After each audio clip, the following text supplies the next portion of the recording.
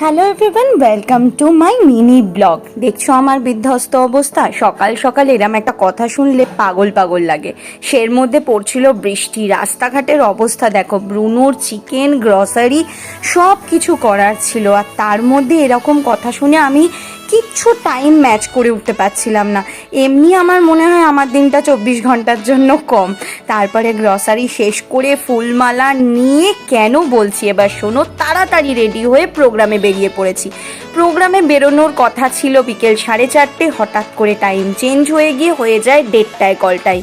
এই আমি দেখো ফার্স্ট গেট আপে রেডি। আজকে ওখানে শিব অভিষেক হচ্ছিল, মাটির শিবটা জাস্ট বানিয়েছিল। দেখো আমাদের শিব পার্বতীরই পারফরমেন্স ছিল, আর এখানে চলছিল শান্তুদার ইনস্ট্রাকশনে আমাদের শিব পার্বতীর ফটো সেশন। তারপরে আমাদের সেকেন্ড গেট আপের জন্য রেডি হওয়ার ছিল। তো আজকের মতো এইটুকু, দেখা হবে নেক্সট ব্লগে। সাথে থেকো, পাশে থেকো।